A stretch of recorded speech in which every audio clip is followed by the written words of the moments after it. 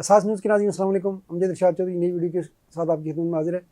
आज हम जो वीडियो लेकर आए हैं यूरोपीय मुल्क के बारे में। पाकिस्तानी को पुराना पसंदीदा मुल्क, अब तो वहाँ पाकिस्तानी कम रह गए हैं, दूसरे मुल्कों में हिजरत कर गए हैं वहाँ से। जी हाँ, यूनान।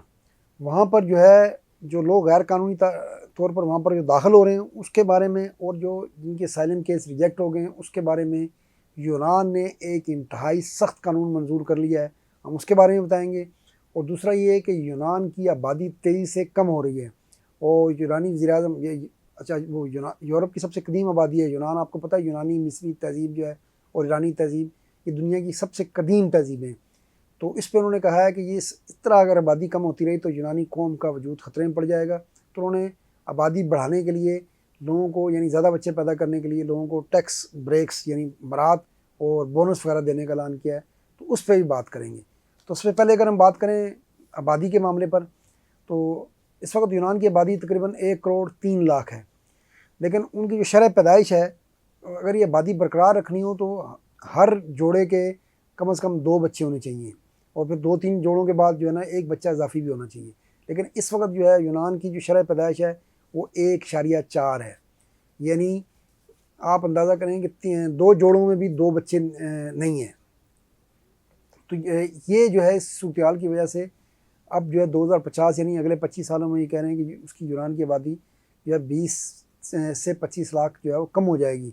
और जो कम हो जाएगी 80 लाख रह जाएगी, तो उसमें भी जो है तकरीबन 35 से 36% वो लोग होंगे जिनकी उम्रें जो है वो 65 साल से ज़ायद होंगी। लेकिन यानी उसके बाद जो है आबादी और तेज़ी से कम होगी, ज़रा 65 साल से ज़्यादा उनकी उम्रें तो कम रह जाएंगी। तो इस पर अब जो है यूनानी वज़ीर-ए-आज़म ने ये कहा है कि जी अब हमारा जो हमने पूरी कोशिश करनी है इस तरह जो है वो जोड़ों को आबादी बढ़ाने की तरफ, ज़्यादा बच्चों की तरफ लाएँ। तो उन्होंने 1.6 अरब यानी 1 अरब 60 करोड़ यूरो का जो है पैकेज का ऐलान किया है। और उसमें सबसे ज़्यादा जो मराद दी गई हैं वो 3 से 4 बच्चों वालों को, क्योंकि उन्होंने आबादी बढ़ानी है। ज़ाहिर 2 बच्चे हों तो तब भी आबादी बढ़ती नहीं है, तब भी आबादी जैसे 2.1 हो तो बराबर रहती है। लेकिन अगर 2 से ज़्यादा बच्चे होंगे, 3 या 4, तब आपकी आबादी जो है वो थोड़ी बहुत बढ़ेगी। तो उस पर उन्होंने ये कहा है जी कि एक तो इस पर उन्होंने वजह बताई है कि 15 साल पहले जो यूनान में माशी बुरान आया था, उस माशी बुरान की वजह से ज़ाहिर है लोगों माशी तौर पर दबाव में आए, तो उसकी वजह से भी उन्होंने जो है वो ख़ानदान बनाने छोड़ दिए। तो 700 स्कूल जो है अभी हाल ही में यूनान में बंद हुए क्योंकि वहाँ पर बच्चे नहीं रहे। ये जापान वाली सूरत पैदा हो गई है कि जापान में स्कूल बंद हो रहे हैं, डाक खाने बंद हो रहे हैं, रेलवे स्टेशन बंद हो रहे हैं, पुलिस स्टेशन बंद हो रहे हैं कि भाई आबादी होगी तो इन चीज़ों की ज़रूरत होगी ना। तो कुछ ऐसी सूरत का शिकार यूनान भी हो रहा है। तो यूनान में जनाब अली 700 स्कूल बंद हुए हैं अभी हाल ही में।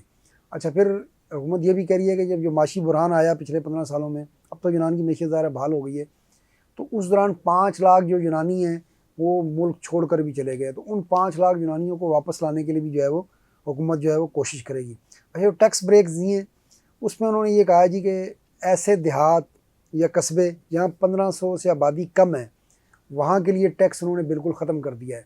इसका मकसद ये है कि क्योंकि वो चीज़ें जगह सस्ती होती हैं कि लोग शहरों से महंगे इलाके छोड़कर वहाँ जाएं, उन इलाकों को आबाद करें जो इस वक्त जहाँ आबादी ख़त्म हो रही है। तो उससे 2 फ़ायदे होंगे। एक तो वहाँ पर ज़ाहिर उनको माशी बोझ नहीं होगा, जैसे टैक्स ब्रेक भी दे दिया गवर्नमेंट ने। तो उसके बाद गवर्नमेंट को उम्मीद ये है कि वो जो जोड़े हैं वो बच्चों की पैदाइश की तरफ जो है वो ज़्यादा जाएंगे। फिर अब जो है 2020 में हुकूमत ने बच्चों का बोनस भी दिया शुरू किया था। उसमें वो बोनस जो है वो 1700 से लेकर 3500 यूरो तक सालाना है। उसके अलावा हर माह जो है वो बच्चे की, जो भी आपका बच्चा होगा उसके लिए 140 यूरो भी गवर्नमेंट दे रही है। तो अब उन्होंने ये कहा जी कि 4 बच्चों वाले जो ख़ानदान होंगे उनके लिए जो है वो टैक्स, देहात में तो मैंने कहा ना 1500 तक वालों को तो बिल्कुल वो टैक्स ब्रेक दे दी। जो शहरों में भी हैं उनमें भी जिनके 4 बच्चे होंगे उनको टैक्स में बड़ी रियायत दी जाएगी। इसका मकसद वाहिद यही है कि यूनान की किस तरह आबादी जो है वो बढ़ाई जाए, क्योंकि इस वक्त यूनानी आबादी जिस तेज़ से गिर रही है उस पर उनके वज़ीर ख़ज़ाना भी कह रहे हैं, उनके वज़ीर-ए-आज़म भी कह रहे हैं कि ये तो यूनानी कौम का वजूद जो है वो ख़तरे में पड़ जाएगा। अगर 2050 तक 20-25 लाख कम हो जाएंगे और फिर वो जो होंगे उनमें से भी 35-36% जो है वो 65 साल से ज़्यादा होंगे, तो इसका मतलब ये है कि इस सदी के अख्ताम तक तो यूनान की कौम जो है वो बहुत छोटी रह जाएगी, 30-40-50 लाख रह जाएगी। तो इसलिए अब इनकी कोशिश हुकूमत की है कि किस तरह बच्चों की तरफ जो है वो जोड़ों को राग़िब किया जाए। अच्छा, एक तरफ तो देखें यूनान में आबादी का बुहरान है, वो तो गवर्नमेंट ने खुद मान लिया।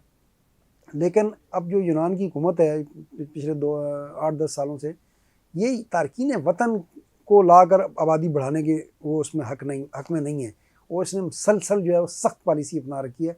हालांकि एक दौर में यूनान जो है वो बहुत इस वाले से फ़राख दिल मुल्क समझा जाता था। तो अब उन्होंने 3 सितंबर को यूनानी पार्लियामेंट ने नया बिल मंजूर किया है। उसमें जनाब अली ये कहा गया है कि जिसके असाइलम के केस मुस्तरद होंगे उनको 14 दिन के अंदर यूनान छोड़ना होगा। अगर वो 14 दिन के अंदर यूनान नहीं छोड़ेंगे तो उन्हें गिरफ़्तार कर लिया जाएगा, उन्हें 2 से 5 साल तक कैद हो सकती है, और फिर उन्हें 10,000 तक से 30,000 यूरो तक जुर्माना भी हो सकता है। यानी बहुत सख्त कानून है। असाइलम का केस मुस्तरद हो गया तो फिर आप अगर आपने 14 दिन में यूनान नहीं छोड़ा तो फिर आपके साथ ये सब हो सकता है, आप गिरफ़्तार हो जाएंगे, आपको सज़ा हो सकती है, और फिर आपको भारी जुर्माना भी हो सकता है। इसके अलावा जो 7 साल को यूनान में रहता था तो उसके पेपर बनने का एक कानून था, वो कानून भी इन्होंने ख़त्म कर दिया है नए बिल के तहत। और तीसरे नंबर पर कि गैर कानूनी आने वालों को उन्होंने कहा जी कि 18 से 24 माह तक के लिए हम जेल में डाल देंगे। यानी गैर कानूनी का मतलब यह है कि जो भी ये तारकीन कश्तियों से आगे पीछे या बॉर्डर पार करके जाते हैं, सारे वो गैर कानूनी तारकीन वतन होते हैं, तो उनके लिए भी इन्होंने कहा है कि उन्हें जो है वो 1.5 से 2 साल की हम सज़ा देंगे। यानी वहाँ पर यूनान ने अपना बोर्ड लगा दिया है कि नो एंट्री, अगर यहाँ पर आएंगे तो फिर ये सब आपके साथ होगा। आपका मुकद्दर जो है हुकूमत ने कोशिश की है कि लोगों को बताया जाए कि जेल होगा और जुर्माने होंगे, चाहिए कि आपका कोई केस मंजूर हो जाए। लेकिन ज़ाहिर है केस मंजूर होने की शरह भी यूनान में अब बहुत कम हो गई है। तो ये थी आज की खबर। इंशाल्लाह फिर मिलेंगे। अल्लाह हाफ़िज़।